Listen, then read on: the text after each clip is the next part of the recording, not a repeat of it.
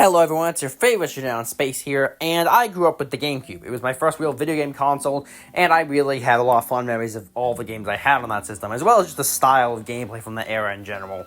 But one of my most classic and games I think most about the console is Legend of Zelda Wind Waker.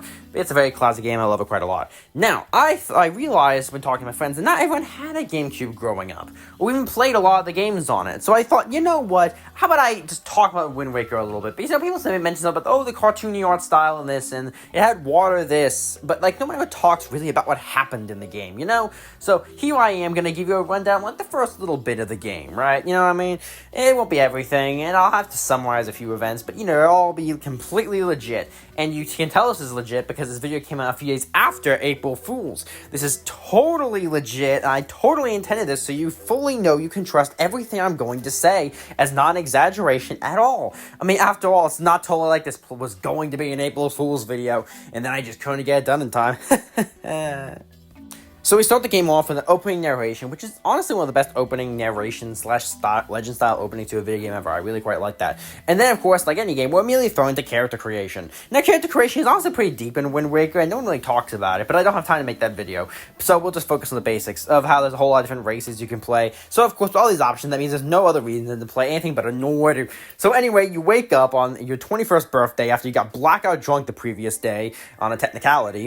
It was past midnight, don't worry. When your sister wakes you up and tells you that you're lazy, but you need to go and get back. You need to go talk to the people on the island. So naturally, you go around, hang out with, I guess, an old man. You hang out in a cave for a while, feed the pigs, and talk to your grandma. So overall, things are going pretty good for you. So then your sister gives you a telescope, very normal type of thing, and tells you to go look around. However, she says that the instructions in Chinese. It's something about feng shui. I, of course, do not understand a word of Chinese, so naturally, I spent several years trying to figure this out. Honestly, I still don't know what I did to get it right that time. But anyway, you do happen to observe, though, some random pirate lady being held by a giant bird. This, of course, is only mildly unusual, but there's nothing more to do to get rid of your massive hangover, so you go and try to rescue her. After doing it, though, apparently your dumb idiot of a sister managed to piss off the chickens again and got taken away to another island again. I swear she must be a relative, Princess Peach. So anyway, naturally, you're forced to join said pirate. Well, not forced to, but you end up joining said pirates on a mission to go rescue her. After some little misadventures, you eventually get to said island, which is a massive prison colony, just, nonsensical shenaniganery. Now, how this level has always went for me is that you get captured by the guards, then it's a whole prison break story. You meet several people, you make some friends, dig a tunnel, escape, classic prison break stuff. However, I hate this level. I hate mandatory stealth levels in video games that are all about stealth. And this is where it gets kind of embarrassing for me, because I realized that this whole time the level just had a set of stairs that if you took it, skip basically the entire level. I would say something about this being another language, but no, I just legitimately noticed those stairs were there for years on end. Oh well. So anyway, after escaping said island, you eventually try to go beat up the bad guy who took you, but turns out he works for the IRS, which naturally, of course, means he nearly killed you because he's the IRS. But luckily, you get rescued by a boatman who's definitely working with the ANCAPs. But that's not important right now, as apparently we need to team up to go find a way to take down the IRS for their own tax invention reasons.